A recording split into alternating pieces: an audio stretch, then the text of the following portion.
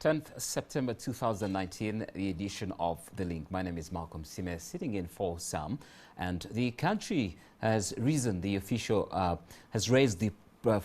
protection cover for cash deposits from 3 million Uganda shillings to 10 million Uganda shillings in a fundamental move that promises a huge relief to citizens holding fat account balances in times of if a bank collapses or shuts its doors. But this could raise contribution costs, according to some, for financial institutions in an industry haunted by previous bank failures and some closures of recent. Deposit protection cover is the maximum amount of money provided by government for compensation of depositors who hold cash in closed banks or other dead financial institutions. So to put it in context, the current 3 million deposit protection ceiling was introduced in the early 1990s, according to DPF new officials, under the repealed Financial Institutions Statute 1993. In the studio to briefly share more insights on this matter with us is Julia Claire Olima Oyet, the Chief Executive Officer, Deposit Protection Fund. You're very welcome, Claire. Thank you, Malcolm. That's a new agency that was until recent being operated at the Central Bank. That's the Bank of Uganda, and it is now an independent institution. And when I was listening to the minister a while ago, and you yourself at the media center today, you were promising heaven on earth and how customers' deposits will be protected, how no extra charges will be incurred by banks, for instance. But that will be a conversation for a little later. First, bring us up to speed. A brief background about this new baby. Okay. Thank you, Malcolm, and good evening, viewers. A brief background to this institution is that while it seems to have been created recently, it existed as a pot of money which sat at the central bank accounts. So this was a pot of money, an account that was opened, and the contributing institutions or the financial institutions contributed to that pot of money. It was in place since 1994.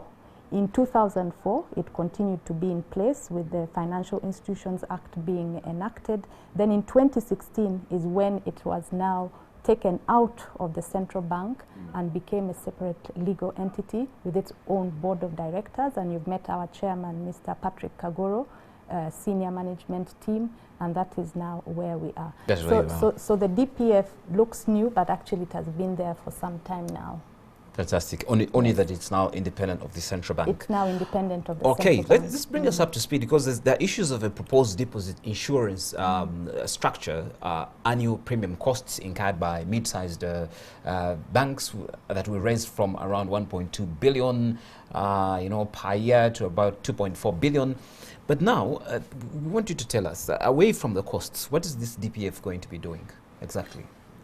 Now, the current mandate of the DPF is that in case a bank is closed for outright liquidation, in which case we have to pay the depositor, we'll use some of this money to pay depositors up to the limit of 10 million. But I also want to say that this is the last resort, because the Central Bank, Bank of Uganda, has so many other ways it exits financial institutions from the sector.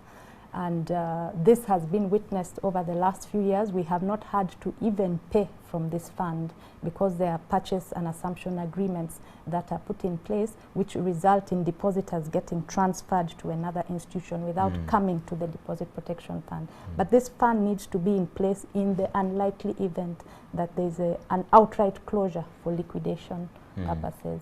And we have to pay the depositor. We would get money from that fund and pay the depositors.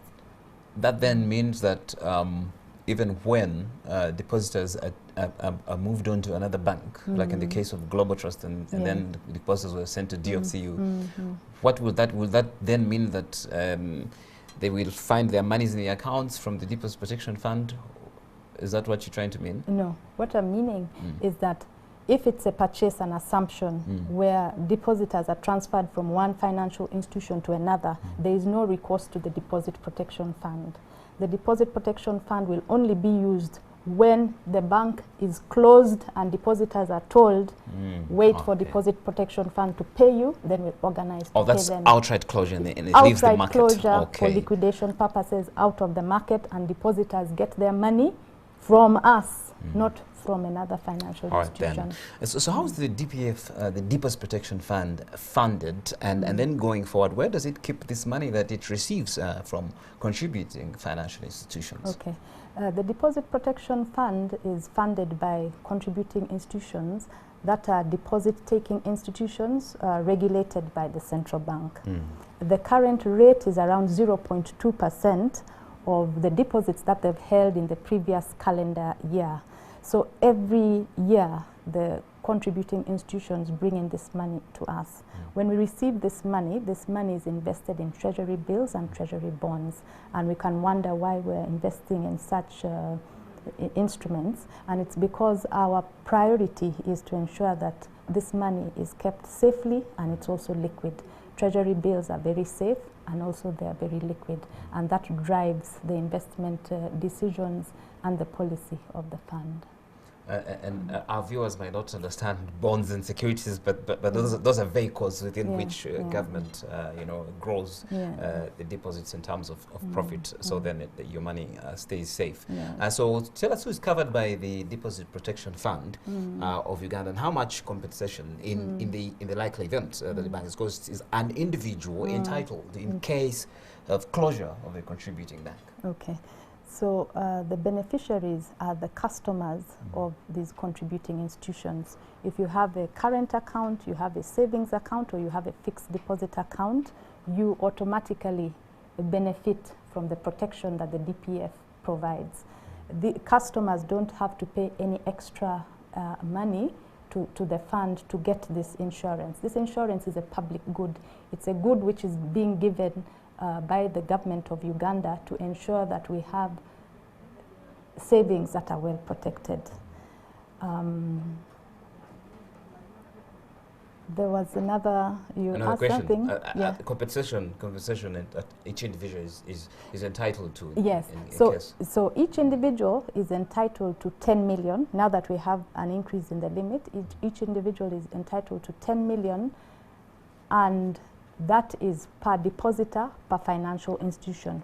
It therefore means that if you have 10 accounts, for example, in the financial institution, we'll add up all that money and then see, would you reach the 10 million? If it adds up to 12 million, we shall give you 10 million. However, I want to add that as we are computing that protected deposit, if you have a non-performing loan or a non-performing advance within that same institution, we shall net that one off. And the reason is because you have also contributed to the downfall of that institution. But how does the DPF, for instance, contribute to the stability of the financial sector? We know the financial sector in Uganda has been fairly stable, but with the winding up of certain financial institutions, certain advisory service providers also leaving the market. You've heard of the Forbes. You've heard of all these financial institutions leaving. So how then does this DPF contribute to the stability of the sector? Okay. Now the DPF has been put in place to protect the small, unsophisticated, uninformed depositors. Now these are the people, whenever there are rumors that maybe a certain bank A is going to close, these are the people who are most likely going to make lines in front of the bank and result into a bank run. A bank run means that the bank has to pay out a lot of deposits, because there is no bank that has all the deposits at once. The banks always have a certain amount of liquidity to be able to pay depositors, because depositors come into the bank in bits and pieces.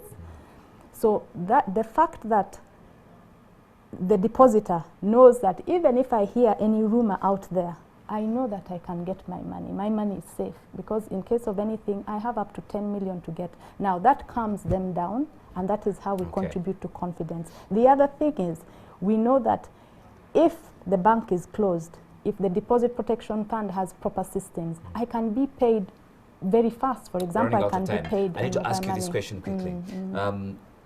I know that each and every cost, and we're talking about this insurance deposit costs that is being levied on banks, which has been risen from 3 to 10. That is very painful. Banks don't want to lose money. Banks are like Asians. So isn't this going to be costly for banks? And won't banks be forced, as usual, to pass on these costs to clients in form of fees and maybe loan charges? Malcolm, that's a very good question, but I want to assure the public as we go. Yes, that increase in the deposit insurance limit has no implications on the premiums that the financial institutions have been paying, because the fund is sufficient to be able to cover any bank that collapses and we have to pay the 10 million. The fund has grown over the past 20 years. So fund is sufficient. We don't need to charge any additional premiums. In the eyes of bankers, CEOs, and they'll be telling us a different story tomorrow. But that's very fantastic. Thank you very much. We wish you success. I wish the DPF a very successful tenure in office. And Julia Claire Olima Oyet, the Chief Executive Officer of the Deposit Protection Fund, and that was The Link.